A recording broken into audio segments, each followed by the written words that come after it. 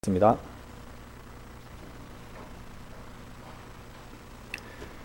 사랑과 은혜가 충만하신 아버지 하나님께 감사와 찬송을 드립니다.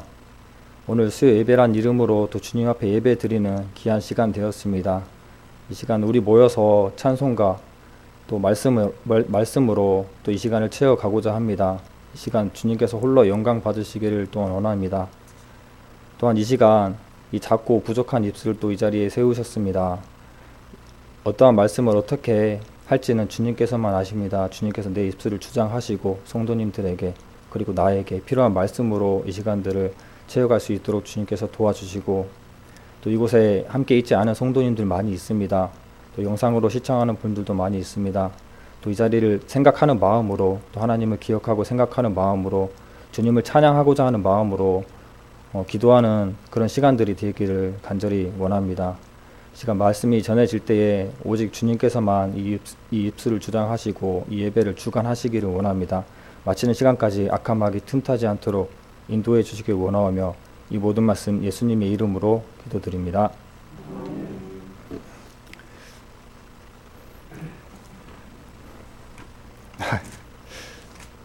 네, 오늘은 말라기서를 같이 공부해 보고자 합니다. 오늘 좀 구조가 목사님이 말씀하고 제가 사회를 보면 세상 편할 건데 목사님이 사회를 보시고 또 제가 또 말씀을 하는 자리에 또 서니까 굉장히 좀 부담감이 더 많이 오는 것 같아요. 항상 이 자리에 설 때마다 그 떨리는 마음과 두려운 마음이 있는데, 그래도 몇 번 쓰다 보니까, 그리고 아이들 앞에서도 몇 번 쓰다 보니까 이 떨리는 마음들은 그나마 조금씩은 없어지는 것 같아요. 그런데 두려운 마음들은 항상 있거든요. 말씀으로 실수를 해서 성도님들이 혹 마음에 부담감이나 상처를 받지 않을까, 혹은 또 틀린 말을 해가지고 그 시험에 들게 하진 않을까. 제가 이 자리에 있을 때도 간혹 이게 다른 설교자 분들이나 보면은, 또 영상으로 또 여기저기 보면은 또 틀린 말을 할 때 보면 마음속에 판단이 막 되어지더라고요. 네, 그런 것처럼 그런 시간들이 되면 어쩌나라는 그런 염려 같은 것들 때문에, 그리고 주님 앞에 선다는 것 때문에 두려운 마음은 항상 없어지지 않더라고요. 근데 이 시간 제가 이런 자리에 서서 즐겨 말하기를 좋아하는 사람이 절대 아니거든요. 이제 기회가 있을 때, 또 훈련되고자 할 때 최선을 다하자라는 마음이지, 제가 이렇게 해가지고 전도사가 되느니 여러분 앞에 자꾸 서고 싶어 하느니 이런 것은 절대 아니고, 저는 이렇게 훈련되는 것들이 이런 상황 가운데 최선을 다하고자 하는 마음이고, 그리고 지난 말씀 때도 말했지만 저의 말씀과 강해라기보다 발표라는 개념으로 들어주시면 더 마음의 부담이 좀 덜 될 것 같아요. 이 말씀도 듣다 보면은 오늘도 똑같이 말라기서를 얘기하려고 하는데, 제가 항상 최근 2년 동안 이 포로 시대와 포로 시대 이후 시대에, 포로 기한 이후 시대에 강의를 하다 보니까, 말씀하다 보니까 매번 똑같은 말씀들이 반복되는 경우들이 많더라고요. 똑같은 상황과 똑같은 말씀들을 여러 번 반복하게 되는데, 그래도 반복해서 익힌다라는 생각으로 받아들여 주시고, 왜 계속 그 좋지 않은 세대에 우리의 세대를 비교하면서 마음을 무겁게 하느냐라는 그런 짐이 될까 봐서 미리 이렇게 말씀을 드립니다. 저도 이제 말라기서면은 이 구약의 제일 마지막 성경이고 제일 마지막 위치에 한 만큼 또 시대도 마지막이거든요. 그래서 말라기서를 하고 이제 다른 단락으로 이제 공부를 넘어가고자 합니다. 그래서 오늘 말라기를 마지막으로 구약의 그 시대를 정리하고자 하는데요. 대부분의 선지서들이 대부분 후반에 이렇게 몰려 있어요. 좀 이상한, 좀 어려운 이름들이 다 후반대에 몰려 있는데, 다들 후반대에 나타난 그 선지자들이 아니고, 후반대에 이제 포로 기한하고 진짜 마지막 시대에 있는 사람들은 학개, 스가랴, 그리고 진짜 제일 마지막에 말씀을 전하는 사람이 말라기입니다. 그래서 이 말라기는 책의 위치상도 적절하고 또 시대적으로도 구약의 마지막임을 알려주고 있습니다. 구약의 마지막 책, 그 마지막 시기에 말라기에는 백성들이 어떠한 모습으로 살았고 이 말라기서를 통해서 우리가 배울 수 있는 것들이 무엇이 있는가에 대해서 얘기하고자 하는데, 이 말라기서의 주된 가르침은 11조가 아니지만 11조에 대한 언급이 나옵니다. 그래서 오늘은 11조에 대해서 간단하게 한번 말씀을 통해서 찾아보고자 하는데요. 그 전도집회가 끝나고 제가 첫 수요 말씀인데 11조 말씀을 해가지고 성도님들이, 처음 나오시는 성도님들이 또 마음에 부담을 가질까 봐서 고민도 했는데, 그런 고민을 할 건 아니었던 것 같습니다. 그 말라기는 뜻이 나의 사자라는 뜻이에요. 이 성경에 보면 많은 사자들이 나오는데, 저도 그 말씀 구약 성경에 보면 사자가 나오는데 이 으르렁 사자인가 좀 고민이 되더라고요. 왜 사자가 여기서 왜 나오지? 근데 이제 사자라고 하는 것은 하나님의 그 임무를 전달하는 전달자의 역할들이 굉장히 많거든요. 뭐 한자로 하면 하여금, 사, 놈, 자자를 해서 어떤 임무를 띠고 심부름을 하는 사람을 이게 사자라고 하더라고요. 메신저, 전달자. 그래서 이 말라기는 하나님의 뜻을 전하는 하나님의 전달자입니다. 수많은 선지자들이 이런 전달자의 그 사명을 가지고 나오거든요. 근데 대부분의 선지자들이 경고라는 메시지를 가지고 나오게 됩니다. 그렇게 썩 좋은 소식들을 가지고 나타난 사람들이 없더라고요. 사자라는 의미를 가지고 나온 사람들은. 이때 보면은 시대적으로 보면은 지난 시간에 제가 말씀드렸던, 지난 시간이라고 하면 거의 한 6개월 전으로 돌아가죠. 지난 시간에 말씀드렸던 느헤미야 이후에 10년, 느헤미야가 죽고 난 이후인지 느헤미야가 그 마지막에 돌아와서 10년인지 모르겠지만, 느헤미야 시대 이후에 10년 후 또 백성들이 또다시 무너진 상태를 또 말라기서에서 하나님께서 백성들의 마음을 지적하고 있는 말씀입니다. 그 지난 시간 느헤미야에 관해서 잠깐 그 시대를 짚어보고 넘어가자면은, 느헤미야 때에 성벽 재건을 하기 위해서 느헤미야가 왕에게 허락을 받고 이스라엘로 와서 성벽을 재건하고, 이제 그 재건한 이후에 그 성전 문화를 구축을 하고 다시 자기 땅으로 돌아가게 됩니다. 근데 그 성벽 재건할 때 방해했던 사람들이 많이 있었죠. 도비야, 산발랏, 몇몇 사람들 주축으로 해서 수많은 사람들이 그 일들을 방해했는데, 결국 느헤미야가 그 나라로 돌아가고 나서 그 도비야란 인물이 제사장 엘리야십과 연락을 해가지고 이 도비야가 그 성전으로 들어오게 됩니다. 그 성전으로 들어오게 돼서 성전의 예물과 헌물 이런 것들을 쌓아놓는 그런 방을 하나 받게 되는데, 이제 도비야가 성전에 들어왔기 때문에 그 성전의 문화가 엉망이 됐겠죠. 그래서 느헤미야 13장 10절에 보면은 그 레위인과 노래하는 자들에게 주기 위한 목들이 있었는데, 그런 것들이 적절하게 돌아가지 않기 때문에 노래하는 자들과 레위인들이 다 흩어지고 도망가게 되는 일들이 있게 됩니다. 그래서 다시 느헤미야가 와서 이 도비야를 쫓아내고 또다시 한 번의 그 개혁을 일으키게 되는데, 이제 그 이후로 또 백성들이 무너졌다라는 거죠. 그 상태에 말라기가 하나님의 메시지를 전달하는 상황입니다. 그래서 말라기 1장 1절을 보겠습니다.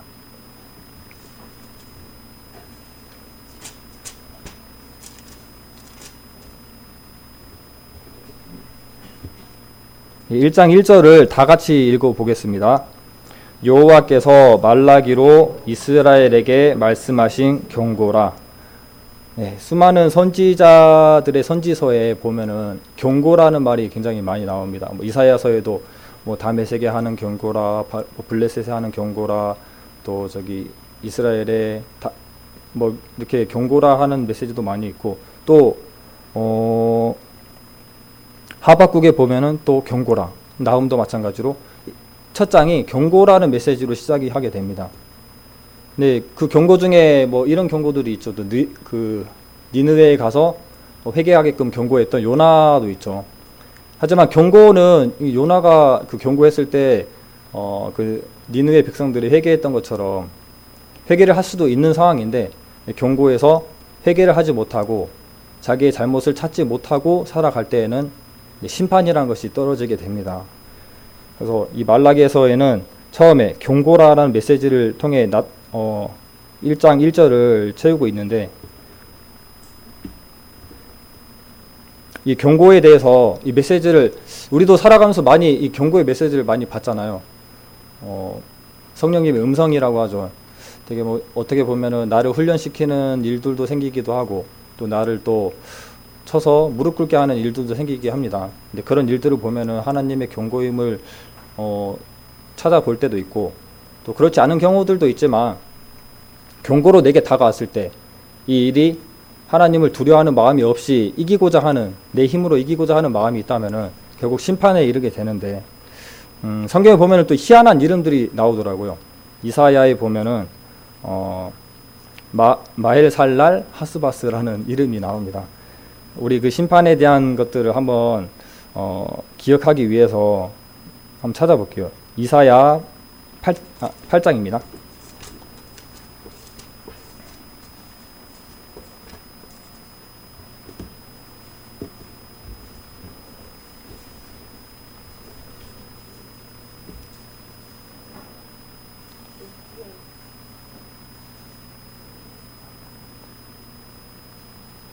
이 8장 1절에 보면 여호와께서 내게 이르시되 너는 큰 서판을 취하여 그 위에 통용 문자로 마헬 살랄 하스바스라 쓰라.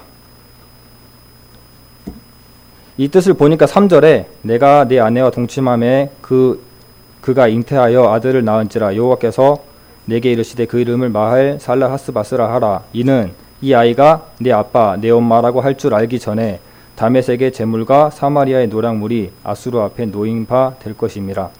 이게 이스라엘과 다메섹의 경고를 하는 심판을 이르게 하는 메시지인데요. 이 다메섹과 이스라엘이 여러 나라들을 가지고 이 땅을 치니까 이 백성들이 하나님께서 치는 그 다른 나라들의 매의 도구를 알고 자기 자신을 돌아보고 이 백성들이 자기 나라의 상태를 돌아봐야 되는데, 그렇지 못하고 오히려 그 주변 국가, 도시 국가 르신과 베가에게 기대는 이야기가 나옵니다. 8장 5절에 보면은 이 백성이 천천히 흐르는 실로아 물을 버리고 르신과 르말리아의 아들을 기뻐하나니, 르말리아 아들은 베가입니다. 이 다른 그 현대인의 성경에 보니까 나의 따뜻한 보호를 거절하고 라고 나와 있더라고요. 하나님의 따뜻한 보호를 거절하고 다른 나라들의 보호를 받으려고 자기들의 힘으로 이겨보려고 하는 모습들이 나오게 되는데요. 그 뒷장에 보면은 하나님을 두려워하지 않았다라는 표현이 나오더라고요. 다른 성경에는 이제 더 명확하게 나오게 되는데, 여기에도 명확하게 나오게 되는데, 하나님을 두려워하지 않고 오히려 다른 도시국가의 힘을 빌려가지고 이겨보려고 하는 모습들이 나옵니다. 근데 그들에게 하나님의 심판의 메시지로 마헬 살랄 하스바스라는 이름을 주거든요. 이름이 특이해서 이 심판에 이르는 이름들을 찾아봤는데요. 그 지난주에 전도 집회 때도 들어보니까 호세아서에 특별한 이름이 또 나오더라고요. 호세아서도 한번 찾아볼게요.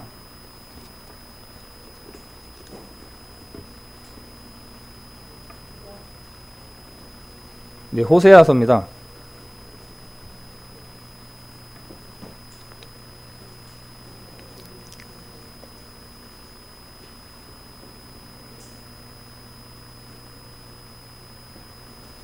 네, 호세아 1장 2절에 보면은 여호와께서 비로소 호세아로 말씀하시니라. 여호와께서 호세아에게 이르시되 너는 가서 음란한 아내를 취하여 음란한 자식을 낳아라.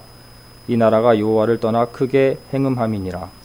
그렇게 해서 낳은 아들이 로루하마 6절에, 그리고 그 이후에 로암미라고 하는 사람을 낳게 됩니다. 이 로루하마라는 사람의 이름은 내가 다시는 이스라엘 족속을 긍휼히 여겨서 사하지 않을 것임이라 라는 그런 뜻을 가지고 있고, 로암미라고 하는 이름은 너희는 내 백성이 아니요 나는 너희 하나님이 되지 아니할 것임이라 라고 하는 이름을 가집니다. 그렇기 때문에 이게 경고라는 메시지에서 우리가 잘 찾지 못하고 우리의 방향을 바로 잡지 못하면은 이런 심판의 메시지, 심판의 이름들을 받게 되는데, 이런 이름들은 굉장히 두려운 이름이죠. 하나님이 심판을 결정하신 것은 굉장히 두려운 이름입니다. 하지만 이 경고라는 메시지에서 우리가 돌이킬 수 있는 것들이 있는 것은 경고는 분명 기회가 있다라는 거거든요. 그러니까 엄마 아빠라고 하는 부모님들이 자식에게 이거 하면 혼난다라고 하는 경고가 있잖아요. 그럼에도 불구하고 그런 행동들을 했을 때는 이제 매가 가죠. 거기에 대한 대가로 이제 심판이 이렇게 떨어지게 되는데, 그것처럼 경고는 기회인 거죠. 근데 그 기회를 알지 못하고 악한 길로만 행하다 보면은 결국 심판이 이르게 됩니다. 그런데 이 백성들이 과연 어떻게 살았길래 하나님께서 어떠한 마음들을 고발하고 있는지 이 말씀을 찾아보면, 말라기서 1장 1절 2절부터 한번 읽어보면요, 제가 읽어보겠습니다.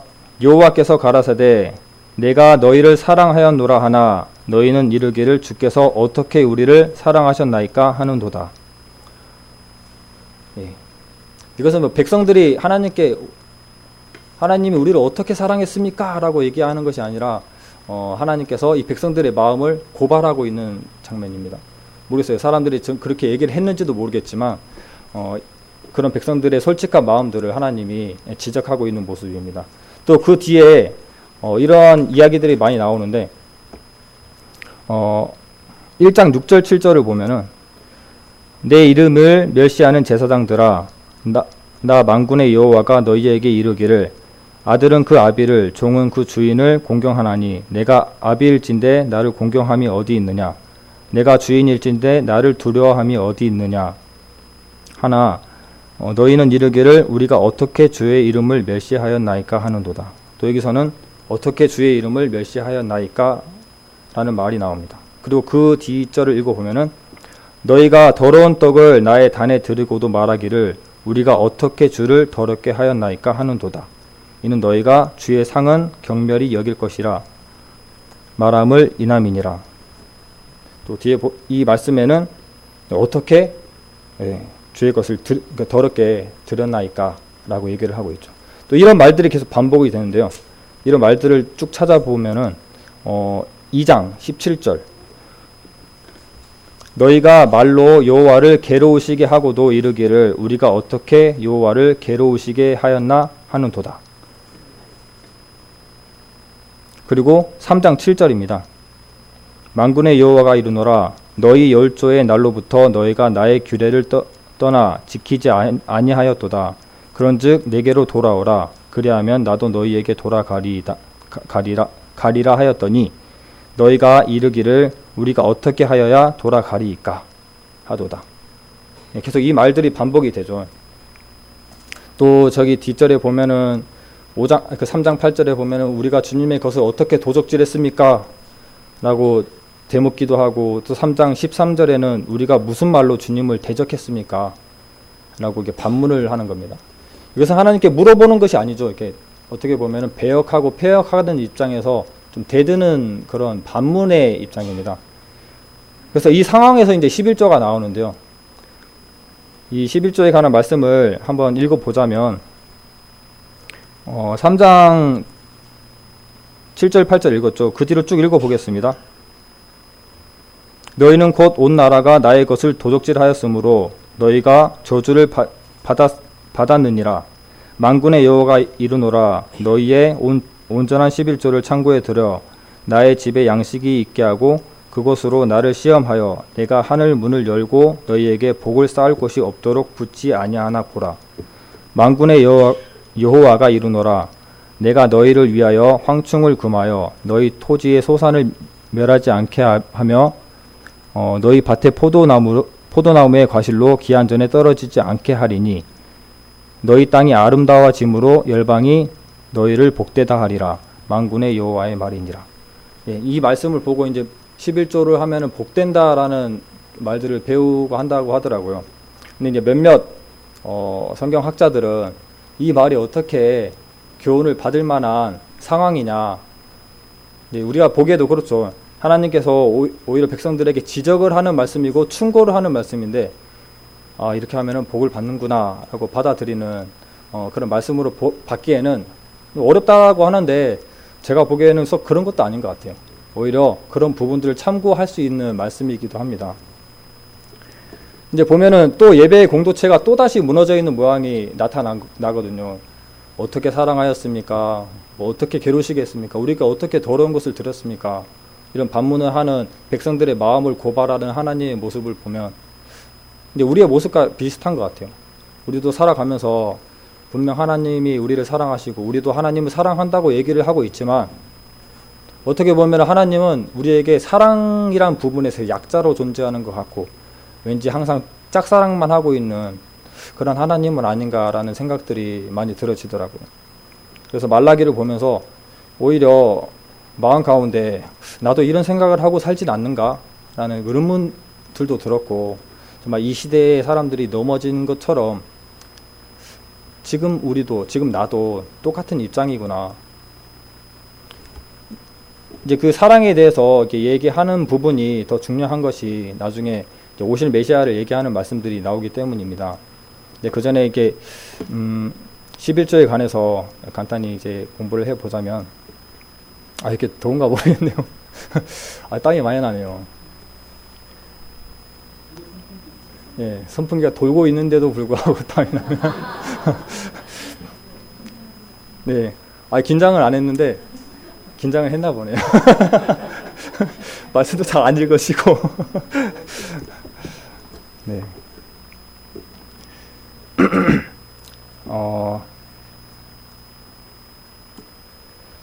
이 11조에 대해서 한번 보자면은 11조에 대해서 보기 전에 이 백성들이 포로 시대 이후에 포로 시대에는 하나님께 드릴 것들도 굉장히 잘 드리고 기도도 잘하고 열심히 살았거든요.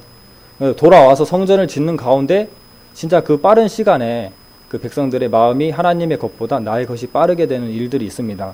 그 가운데 했던 얘기들과 지금 상황과 비슷한 것이 하나 있는데 그것을 찾아보고 가도록 할게요. 학개에서 1장 2절입니다.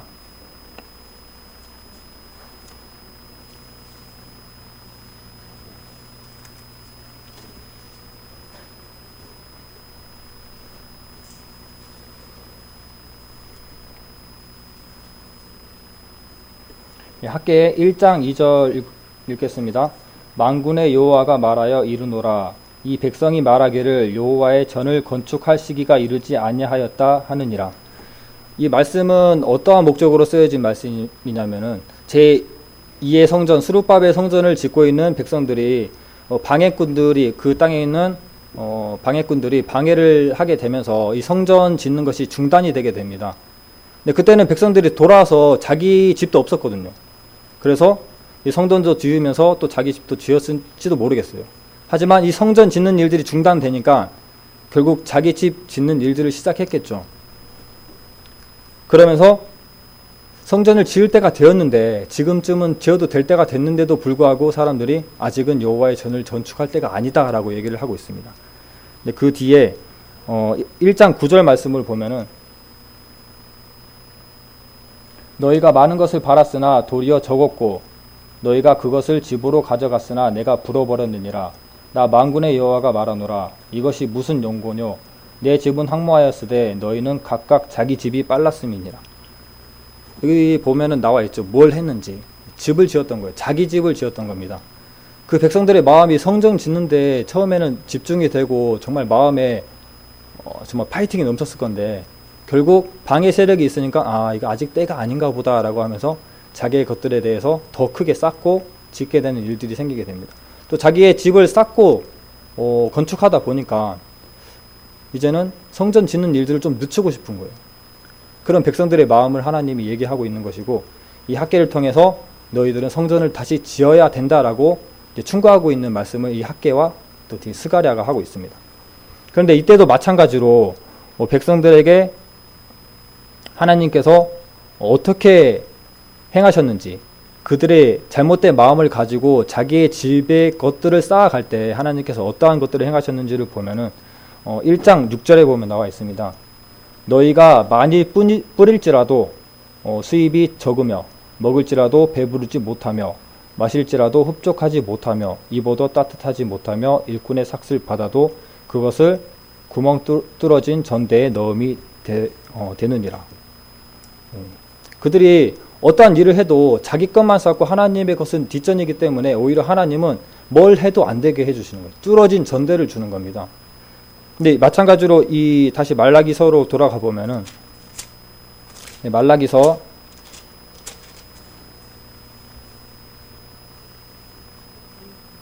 3장입니다. 3장 10절 후반대에 보면은 이런 11조를 드리면은 내가 하는 문을 열어 너희에게 복을 쌓을 곳이 없도록 붙지 아니하나 보라. 그 뒤에 11절을 보면은 만군의 여호와가 이르노라. 내가 너희를 위하여 황충을 금하여 너희 토지 소산을 멸하지 않게 하며 너희 밭의 포도나무의 과실로 기한전에 떨어지지 않게 하리니.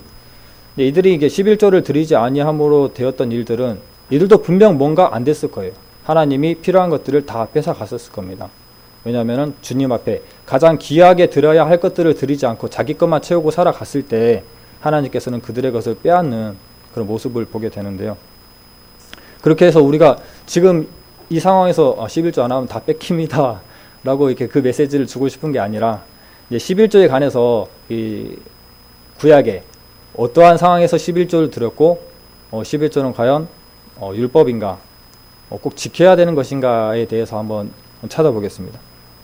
이제 한번 물어보고 싶은 것은 11조가 율법인가요? 율법 맞죠?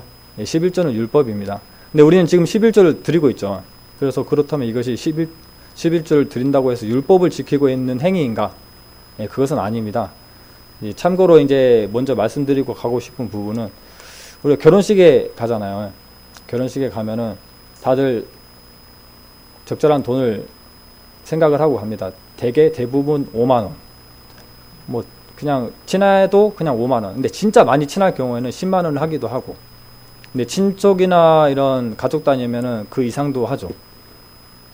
그리고 안 친한데 간다, 그래도 5만원이죠. 근데 안 친한데 안 간다, 3만원입니다. 다들 동의하시죠? 이런 것처럼 정해져 있거든요. 이것은 옛부터 전해져 오던 서로 주고받는 품앗이의 문화고, 그리고 금액은 우리가 그 전부터 이 전 사람들이 행했던 그런 풍습을 쫓아서 우리가 참고로 돈을 이렇게 주는 겁니다. 신랑과 신부에게 축복하는 의미로 정말 선물하고 싶은 것들이 있는데 그것을 서로 약속을 하고 돈으로 5만원, 3만원 이렇게 주는 거죠. 마찬가지로 11조의 것들도 결국 돌아보면 같은 의미입니다. 하나님께 뭘 드리지? 선진들은 어떻게 드렸지? 선진들은 그 감사의 의미로 10분의 1을 드렸었구나. 그러면 나도 그 감사의 의미로 10분의 1을 드리는 것이 하나님 보기에는 감사가 되겠구나. 기쁨이 되겠구나. 라는 그런 의미로 이렇게 드려지게 됩니다. 더 좋은 의미들을 지금부터 한번 찾아볼 건데요. 어떻게 드려졌는지 한번 찾아보자면 11조 민수기 18장 12절입니다.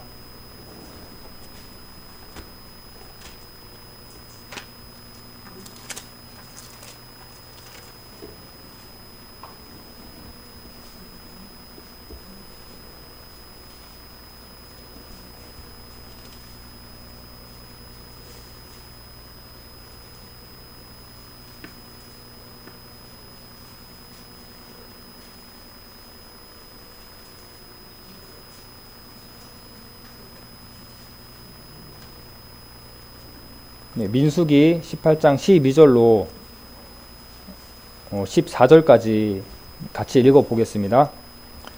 그들이 여호와께 드리는 첫 소산 곧 제일 좋은 기름과 제일 좋은 포도주와 곡식을 내게 주었은즉 그들이 여호와께 드리는 그 땅 처음 익은 모든 열매는 내 것이니 내 집에 정결한 자마다 먹을 것이라. 이스라엘 중에서 특별히 드린 모든 것은 내 것이 되리라. 그 뒤에 보면은 여호와께 드리는 모든 생물에 처음 나는 것, 사람이나 짐승이나 다 내 것이로되라고 되어 있습니다. 이것은 하나님께 드리는 예물인데 이 글에 보면은 내 것이라라고 나와 있죠. 이게 내 것의 이 주체가 되는 사람은 레위인들입니다. 레위인들은 다른 지파들은 이 민수기 이후에 이제 땅을 다 점령하고 나서 땅을 소산으로 기업으로 분배받게 되거든요.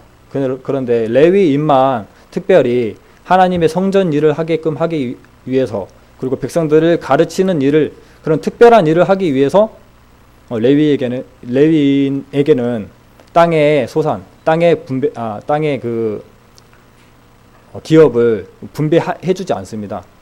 그래서 하나님이 받으시는 것, 하나님이 백성들에게 받는 제일 좋은 기름과 제일 좋은 포도주, 그리고 그런 예물과 헌물들을 하나님이 다 받거든요. 근데 하나님 이거 받아가지고 어디가 장사하는 게 아니잖아요. 그죠? 하나님 받아서 어디 갔다가 숨어서 드시는 것도 아니고, 이것을 받는 이유는 이것을 레위인들에게 주기 위함이에요. 그래서 레위인들의 기업은 하나님이 되는 겁니다. 그래서 이 말씀에 보면은 내게 준다, 이런 귀한 것들을, 이러한 것들을, 이런 특별한 것들을, 처음 난 것이나 이러한 것들을 다 내게 주겠다라고 하는 이 주체가 레위인들이 되는 겁니다. 또 레위인들은 또 거기서 11조를 떼서 아론의 지파, 제사장에게 주게 되는 일들도 있게 되죠. 18장 20절을 다 같이 읽겠습니다. 여호와께서 또 아론에게 이르시되 너는 이스라엘 자손의 땅에 기업도 없겠고 그들 중에 아무 분깃도 없을 것이나 나는 이스라엘 자손 중에 내 분깃이요 내 기업이니라. 레위인들, 제사장들에게 하나님께서 말씀하고 계시는 것이, 너희들은 땅에 기업도 없고 소산물도 없다. 하지만 너희의 기업은 바로 나다. 내가 너희의 기업이 될 것이다 라고 얘기를 하고 있습니다. 그 뒤에 21장을 읽어보면 내가 이스라엘의 11조를 레위 자손에게 기업으로 다 주어서 그들의 하는 일, 곧 해막에서 하는 일을 갚나니, 그들이 해막에서 하는 일들에 대한 대가와 보수가 바로 11조였습니다. 그래서 그들이 가진 11조를 또 11조를 떼어 드리고, 23절 24절을 같이 또 읽어볼게요. 오직 레위인은 해막에서 봉사하며 자기들의 죄를 담당할 것이요 이스라엘 자손 중에는 기업이 없을 것이니 이는 너희 대대로 영원한 율례라. 이스라엘 자손이 여호와께 거제로 드리는 11조를 레위인에게 기업으로 준 고로 내가 그들이 대하여 말하기를 이스라엘 자손 중에 기업이 없을 것이라 하였노라. 또 반복되는 얘기죠. 이처럼 11조라는 것과 예물과 헌물에 대한 하나님의 이 제도는 바로 레위인들을, 또 하나님의 그 일들을, 특별한 일들을 하는 그 레위인들을 먹여 살리는 일을 하였다라는 것입니다. 그런데 이제 11조에 관한 것들이, 이것은 이제 율법으로 작용하는 11조이지만 11조라고 하면은 우리가 가장 흔히 떠오르는 인물이 있죠. 이 율법의 말씀을 받기 전에 아주 오래된 아브라함 때부터 이것들이 시작이 되는데, 이 아브라함 때는 과연 어떠한 마음으로 하나님께 들었는지 한번 찾아보겠습니다. 말씀을 좀 많이 읽어야 되거든요. 말씀만 읽어도 시간이 다 갈 것 같아요. 근데 이렇게 말씀 읽는 게 버벅거리는지 모르겠네요. 창세기 14장입니다.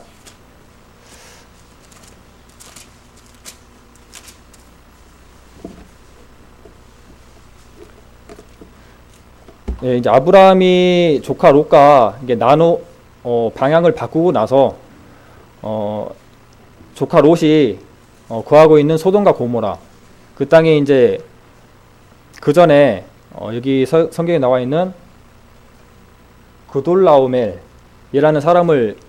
이라는 그 왕을 섬기다가 배반을 했나 봐요. 그래서 그돌라오멜이라는 그런 동맹이 이 소돔과 고모라라고 하는 동맹과 싸우게 되는 일이 있게 됩니다. 그래서 그 싸움이 있고 나서 소돔과 고모라가 졌어요. 그래서 다 잡혀가게 됩니다. 그 중에는 수많은 재물들도 있었고, 그리고 그 아브라함의 조카 롯도 있었고, 롯의 가족들도 있었습니다. 그래서 아브라함이 이 롯의 가족들을 구하기 위해서 그곳에 가서 구해오는 이야기인데요. 뭐 다들 아시는 내용이니까 이야기 부분은 빼고, 그 뒤에 이제 아브라함이 그 많은 것들을 취하고 찾아서 돌아왔을 때 이제 살레만 멜기세덱에게 드렸던 것들을 한번 보도록 하겠습니다. 그들이 돌아왔을 때 살렘한 멜기세덱이 이렇게 떡과 포도주를 가지고 그 앞에 와가지고 그는 이제 지극히 높으신 하나님의 제사장이라고 되어 있습니다. 그리고 이제 아브라함에게 이제 지금은 이제 아브람이라고 되어 있는 시기인데 아브라함에게 20절에 보면은 너희 대적을 내 손에 붙이신 지극히 높으신 하나님을 찬송할지로다 하매 아브람이 그 얻은 것에서 10분의 1을 멜기세덱에게 주었더라. 예. 이 멜기세덱은 히브리서에 보면은 뭐 정체 모를 사람으로 나와 있는데요. 20절에 보니까 아브람에게 하는 얘기가 너희 대적을 내 손에서 붙이신 지극히 높으신 하나님을 찬송할지로다 라고 되어 있습니다. 아브라함이 자기 힘으로 이겼던 게 아니죠. 왜냐하면 그 수많은 사람들을 이길 수 없는 숫자를 데리고 갑니다. 318명을 거느리고 가게 되는데 절대 이길 수 없는 숫자죠. 그런데 가서 이기고 찾아왔다는 것은 아브라함과 그 거신들의 능력이 아니라 분명 하나님의 능력이었다는 것을 이 멜기세덱이 미리 얘기를 해주고 있어요. 아브라함도 알고 있겠지만 그래서 그분을 높여드리는 얘기를 하게 됩니다. 그리고 그 이후에 14장 22절을 보면은 아브라함이 소돔 왕에게 이르되 천지의 주제시요 지극히 높으신 하나님 여호와께 내가 손을 들어 맹세하노니 이쪽 말고 20절입니다. 20절 너희 대적 내 손에 붙이신 지극히 높으신 하나님을 찬송할지로다 하매 아브라함이 그 얻은 것에서 10분의 1을 멜기세덱에게 주었더라 라고 되어 있습니다. 이것은 하나님의 힘이다, 하나님에 대한 감사다, 그리고 하나님의 능력이다 라는 것을 대가로, 그러니까 하나님을 인정할 때 나오는 대가로 10분의 1이 드려지는 겁니다. 그래서 이 말씀에서 찾아보면은 아브라함이 하나님의 능력을, 하나님을 여호와 하나님을 하나님으로 인정할 때에 드려졌던 것이 바로 11조구나라는 것이 나와 있는데 이런 부분에서 살펴보자면 하나님을 인정하는 것, 11조는 하나님을 인정하는 것입니다. 하나님을 정말 참 신으로 인정하는 것이 바로 10분의 1의 대가를 드리는 것입니다. 또 그 이후에도 또 누구죠? 야곱도 하나님께 서원하는 일이 있게 되는데 거기서 10분의 1을 드리겠습니다라고 서원을 하는 내용이 있습니다. 그거 말씀도 한번 찾아보겠습니다. 28장 20절입니다.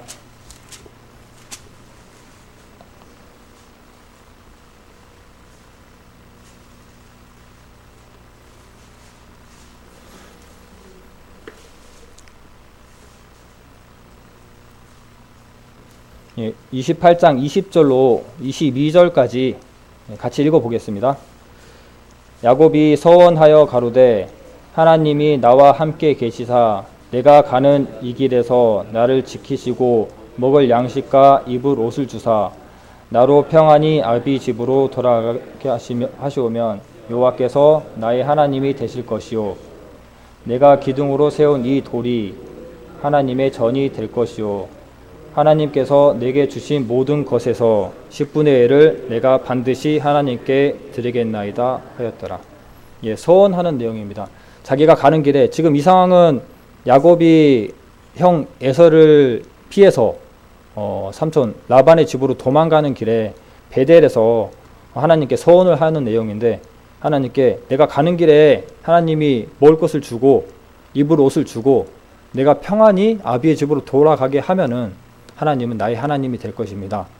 그러면 내가 하나님께 10분의 1을 드리겠습니다. 그러니까 하나님이 참 하나님임이 자기에게 인정이 되면 하나님께 10분의 1을 드리겠다. 하나님을 인정하는 의미에서 10분의 1을 드린다라고 되어 있습니다.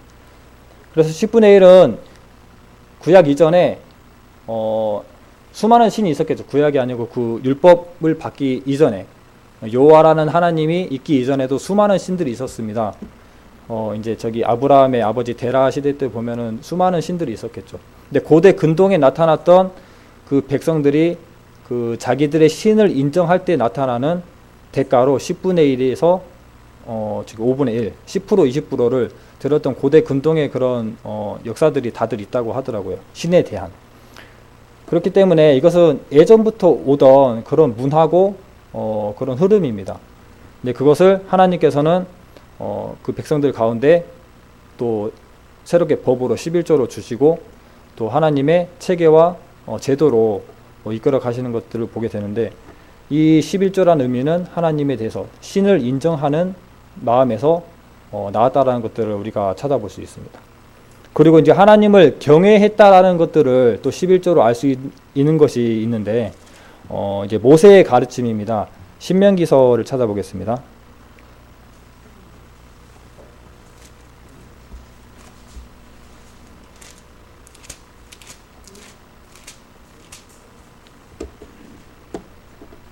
네, 신명기서는 이제 신자가 다시 신자죠. 그러니까 하나님의 그 잔소리. 모세가 이 율법을 이제 요단강 건너가기 전에 백성들에게 다시금 다시 씹어서 쉽게 얘기를 해주고 있는 하나님의 잔소리라는 표현으로 많이 얘기를 하더라고요. 그래서 모세가 백성들에게 가르치고 있는 11조에 관한 말씀입니다. 14장 22절로 23절을 다 같이 읽겠습니다. 너는 마땅히 내년에 토지, 신명기 14장 맞죠? 14장 22절로 23절입니다. 너는 마땅히 매년에 토지 소산의 11조를 드릴 것이며 내 하나님 여호와 앞에 곧 여호와께서 그 이름을 두시려고 택하신 곳에서 내 곡식과 포도주와 기름의 11조를 먹으며 또 내 우양에 처음 난 것을 먹고 내 하나님 여호와 경외하기를 항상 배울 것이니라. 네. 주님께 10분의 1을 드리면서 배우라고 하는 것이 바로 여호와를 경외하는 것을 배우라고 하십니다. 성경에 보면은 여호와를 경외하는 모습들 속에서 나타나는 복과 은혜를 누리고 사람들이 있는가 하면은, 경외하지 않았다라고 하는 상황 가운데 백성들의 모습을 보면은 굉장히 악하고 패역합니다. 그런 말씀들을 경외하는 자들, 경외하지 않는 자들을 성도님들은 성경에서 구분을 해서 한번 찾아보시면은 그들이 얼마나 하나님께 배역하고 폐역하는 삐뚤어진 입장에서 경외하지 않았다는 표현이 나타나는지를 찾아보셨으면 좋겠습니다. 이것으로 이제 저기 11조, 그리고 그 전에 율법을 받기 전에 11조, 그리고 율법을 받은 이후에 11조로 찾아보자면은, 정리를 해보자면은 11조는 하나님에 대해서 참 신임을 인정하는 것이고, 또 하나님의 경외함을 인정하는 것이고 배우는 것이고, 그리고 감사와 찬송의 의미로 감사의 보답으로 하나님께 드려지는 것이 바로 11조였습니다.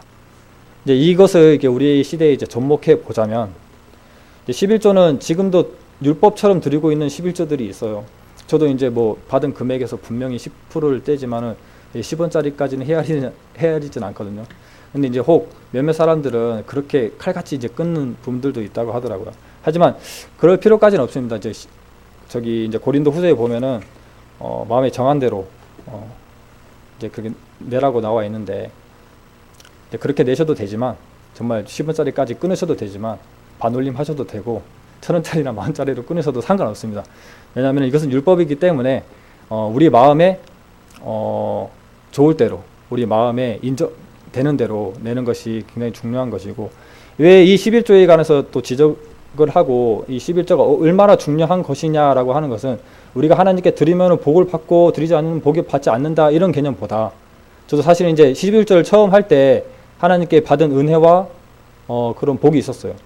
전에 이제 공장에서 일을 할 때도, 지금 회사 말고 전 회사 다닐 때는 시작을 할 때 80만 원이라는 돈을 받고 살았거든요. 기본급이 80만 원이었어요. 그때 신문에 난 최저임금이 110만 원인가 떴더라고요. 나는 알바생도 아니고 직장인인데 80만 원을 받고 있더라고요. 그래서 난 이렇게 최저임금자인가?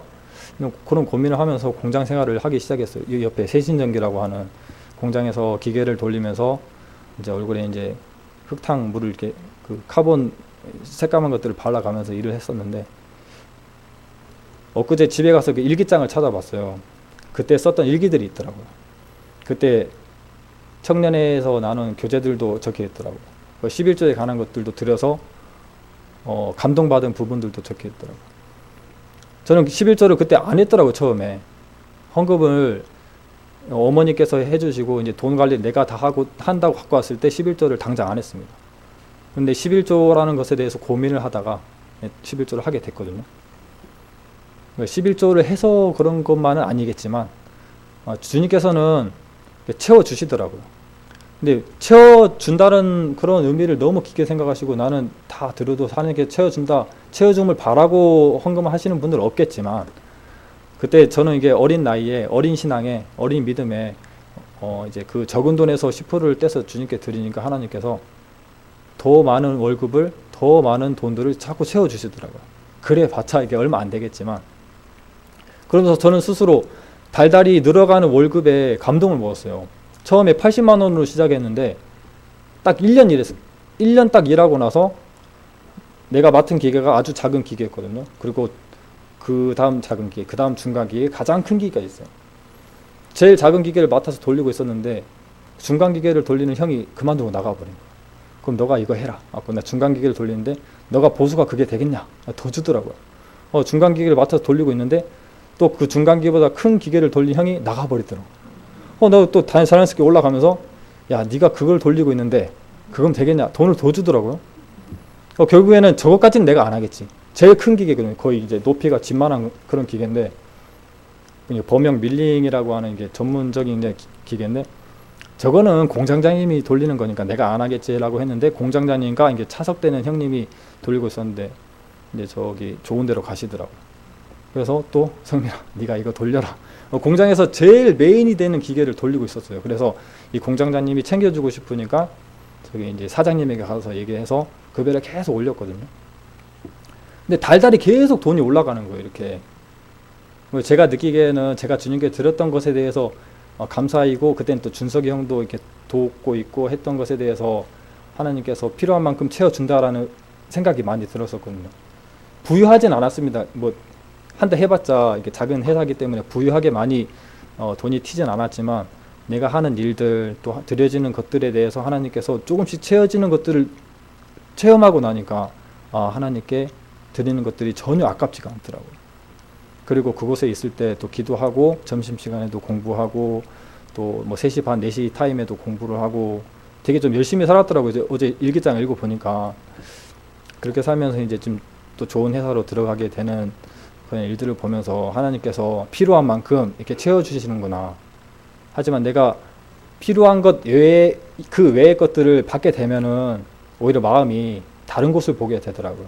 그래서 하나님께서는 우리가 11조를 드리는 것은 우리가 필요한 만큼 하나님께서 채워주시는 것은 체험할 수 있을 뿐이지 우리가 부자가 되기 위해서 그곳에 100원 넣고 200원 따먹는 게 아니라 이제 우리는 주님께 감사함으로 그리고 하나님을 인정하고 경외하는 마음으로 드리는 것이 굉장히 중요하겠다라는 생각이 들어지더라고요.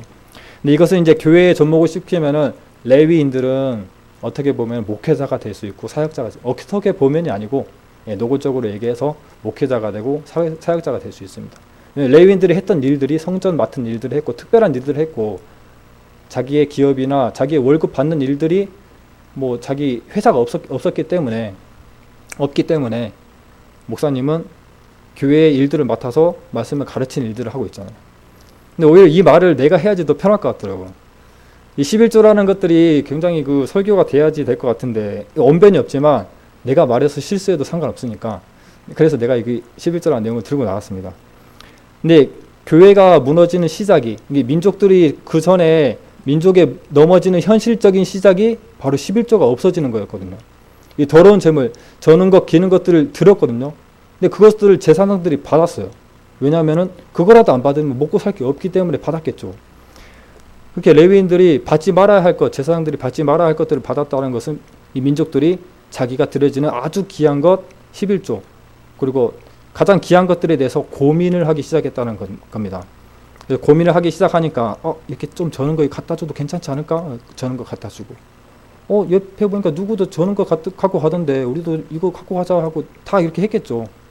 그러다 보면은 가장 귀한 것 외에 자기는 귀한 것 가지고 하나님께 드려지는 것은 별로 안 좋은 것들 드려지게 되는 겁니다. 근데 그게 이제 문화가 형성이 되다 보니까 이것을 안 받을 수는 없고 그런 것들을 받다 보니까 결국 민족들에게 있었던 일들이 저는 것, 기는 것들을 하나님께 드리게 되는 그리고 그것을 제사장들이 받게 되는 일들이 있게 됩니다.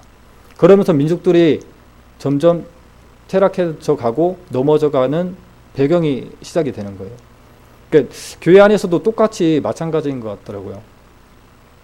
이제 목사님에 대한 것들도 언급했지만 그런 구조도 비슷하잖아요. 우리가 11조나 이런 헌금들을 드렸을 때 그 돈들이 교회 운영과 또 가난하고 또 힘없는 사람들을 위해서 쓰여지는 것과 또 목회자의 삶을 책임지는 것이 다 포함되어 있는 겁니다. 이것은 성경적인 것이고 굉장히 아름다운 하나님의 제도와 같은 것입니다. 그래서 이 돈들이 다 뭐 그쪽으로 가니 이쪽으로 가니 여기 쓰니 저기 쓰니 고민할 것이 없이 우리는 하나님께 드리면 되는 것이고 쓰여지는 것들은 교회에서 합당하게 쓰고 있습니다. 이제 이 부분에 대해서 우리가 이제 잘 캐치해야 되는 것들은 우리가 주님께 드리는 것에 대해서 혹 아깝다라는 생각을 하지 않는가. 왜냐하면 이 민족들도 분명 그 마음에서 시작이 됐을 거예요. 11조라는 것이 넘어지는 것이 11조 저는 것 병든 것을 가져가기 전에 고민했던 부분들이 분명 처음에 아깝다라는 생각들부터 시작했을 겁니다. 저도 이제 그런 생각들도 혹 아깝다는 생각은 안 했지만 이 돈을 모았으면 얼마나 많았을까라는 생각을 한번 해봤거든요. 근데 꽤 많은 것들을 드리더라고요. 근데 이것은 당연한 겁니다. 하나님을 참 신으로 인정하고 하나님이 우리를 구원해 주시고 또 보살피시고 인도해 가시잖아요. 그렇기 때문에 우리가 주님께 드려야 할 마땅한 것이라고 생각합니다. 근데 이 민족들이 그것으로 고민하고 아깝게 여기고 잘못된 것들, 가장 천한 것을 드렸을 때 민족들이 결국 넘어짐의 시작이 됐던 것처럼 우리가 그런 것들을 잘 구분할 필요가 있겠다라는 생각이 들더라고요. 그래서 지금 이 시대에 11조 해도 되고 안 해도 됩니다. 하지만 이것은 하나님 안에 보시기에 하나님이 기뻐하는 것이고 또 하나님을 인정하고 또 경외하는 것이다라는 것을 좀 아시기 바라고 또 각자의 믿음대로 드려주시면 좋겠습니다. 그 고린도 후서 말씀을 한번 읽어보겠습니다. 고린도 후서 9장 8절입니다.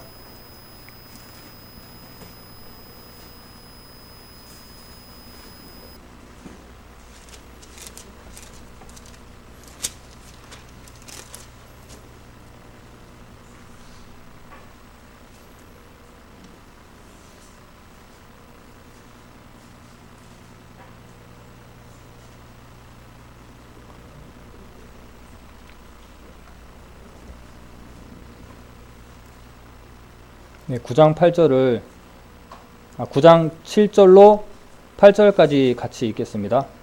각각 그 마음에 정한 대로 할 것이요 인색함이나 억지로 하지 말지니 하나님은 즐겨내는 자를 사랑하시느니라. 하나님이 능히 모든 은혜를 이는 너희로 모든 일에 항상 모든 것이 넉넉하여 모든 착한 일을 넘치게 하게 하려 하심이니라. 네, 율법이라는 것 이후에 신약에서도 가르침을 이렇게 하고 있습니다. 이런 부분들을 잘 참고하셔서 정말 주님께 드려지는 귀한 마음으로 11조를 하셨으면 좋겠고, 저는 이게 11조를 하기 전에 기도 없이 그냥 진짜 텍스 하듯이 세금 떼듯이 떼서 드렸었거든요. 하지만 11조를 걷어 들여서 봉투에 넣고 한 번쯤은 기도를 하고 이 통에 넣어 보면은 마음이 굉장히 뭐랄까 좀 따뜻하고 또 더 기쁘고 또 의미가 새겨지더라고요. 그러니까 우리는 이 11조가 텍스하는 게 세금 떼는 일이 아니라 분명히 하나님께 귀한 것에 쓰이기를 바라는 마음으로 그리고 하나님께 드려지는 마음으로 드리는 것이기 때문에 한 번쯤은 기도를 하고 드리는 것도 좋지 않을까라는 생각이 들어집니다. 그래서 이 11조에 관해서 말씀을 드렸습니다. 하지만 이제 한 가지 더 말씀드리고 싶은 것은 말라기는 11조를 고발하는 내용이 아니고 11조가 주제가 되는 내용이 아닙니다. 말라기는 뭐냐면은 너희가 나를 사랑하지 않았다. 내가 너희를 사랑했는데 너희는 나를 어떻게 사랑했냐? 하나님께서 우리를 어떻게 사랑했습니까? 라고 얘기를 하고 있습니다. 하나님은 마치 사랑의 약자인 것처럼 얘기가 되고 있는데 결국 민족들은 처음부터 안 돼요. 그 율법의 행위로는 절대 성공할 수가 없습니다. 율법의 행위로는 안 됩니다. 그리고 그 많은 왕들도 넘어지고 또 세워놓으면 또 넘어지고 또 이 시대가 너무 악해서 포로로 잡혀가게 하겠다라고 선포를 하고 포로 70년을 종살이를 하고 와서도 불구하고 율법의 행위로는 안 됩니다. 왜냐하면 행위로는 거룩해질지 모르겠지만 마음속에는 악한 것이 있는 것을 하나님은 알고 계세요. 그래서 하나님이 이 포로 시대 이후에도 안 되고, 그리고 에스라가 개혁을 해도 느헤미야가 개혁을 해도 또 안 되는 모습들로 말라기에서는 결국 안 되는 모습으로, 율법의 행위로는 안 되는 모습으로 얘기를 하고 있고, 결국 사랑이라는 메시지를 전하고 있어요. 너희들이 하나님이 우리를 어떻게 사랑했냐라고 얘기를 하는 내용들이 나오고, 어떻게 막 이런 내용들이 나오고 있는데, 결국 이 말라기서 마지막 장 4장에 보면은, 이거를 한번 찾아볼게요. 말라기서 4장 5절입니다.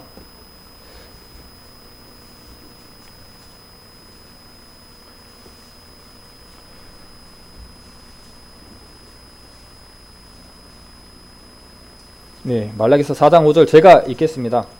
보라, 여호와의 크고 두려운 날이 이르기 전에 내가 선지자 엘리야를 너희에게 보내리니. 6절에 그가 아비의 마음을 자녀에게로 돌이키게 하고 자녀들의 마음을 그들의 아비에게로 돌이키게 하리라.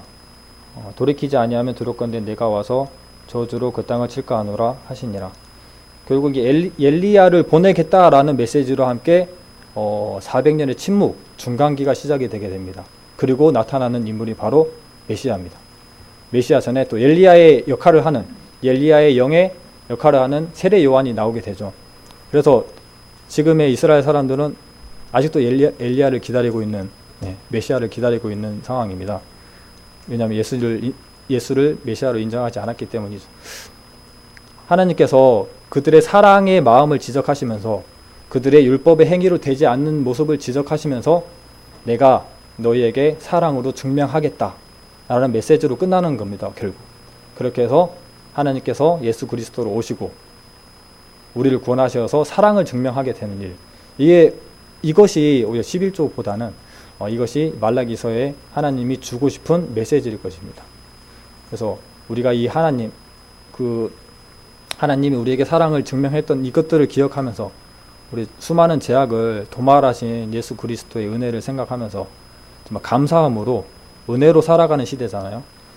11조도 마찬가지로 11조는 이 말라기서 안에 있는 충고 중에 하나지만, 이 충고를 끄집어내서 오늘 11조에 관해서 봤을 뿐이고, 이 11조도 마찬가지로 이 은혜의 시대에 감사함과 은혜로 살아가는 우리들이 마땅히 주님께 드리는 것이 하나님께서는 기뻐하신다라는 것을 다들 기억하셨으면 좋겠습니다. 네, 기도하고 마치겠습니다.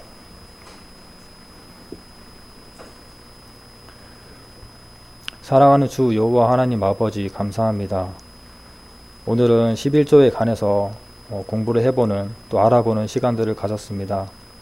11조의 의미처럼 우리가 하나님을 인정하고 또 하나님 경외함을 배우고 또 하나님께 감사로 드려지는 것들을 알게 되었습니다. 우리가 살아가면서 세상의 것들에 기울여서 세상의 것들에, 내 것에 의존하며 살아갈 때가 많이 있습니다. 내 것 채우기에 바쁘고 하나님의 것 채우기에는 더 늦는 그런 백성들의 모습과 비슷한 그런 시기에 우리의 모습들을 돌아보게 됩니다. 과연 우리는 하나님의 것들보다 나의 것이 더 빠르지 않나, 하나님의 것이 빠른지 나의 것이 빠른지 생각을 해보고, 정말 주님 앞에 겸손히 기도로 나아가고 또 우리의 모습들을 올바른 방향으로 이끌어주기를 바라는 마음으로 살기를 원합니다. 주님께 드려지는 이 귀한 예물과 헌물이 주님 안에서 올바른 데에 꼭 쓰여질 수 있도록 주님께서 늘 도와주시고, 우리 교회 안에서도 이런 예물과 헌물들이 넘쳐나서 정말 가난한 사람들을 돕고 또 불쌍한 영혼들을 구하고 또 전도하는 일에 쓰이고 또 목회자의 일들을 돕는 그런 일들에 분명히 잘 쓰일 수 있도록 주님께서 도와주시고, 한 푼이라도 헛된 곳에 쓰이지 않도록 주님께서 이끌어 주시기를 원합니다. 우리가 주님께 드리는 헌물은 하나님이 우리의 참 하나님이심을 인정하는 것이고 하나님을 경외하는 마음이 우리에게 있기 때문입니다. 주님께서 기히 받으시기를 원하옵고, 또 언제나 우리에게 올바른 마음들을 가르쳐 주시어서 옳은 길로만 다닐 수 있도록 이끌어 주시기를 원합니다. 이 시간 마치는 시간입니다. 돌아가는 발걸음까지 주님께서 인도해 주시기를 원합니다.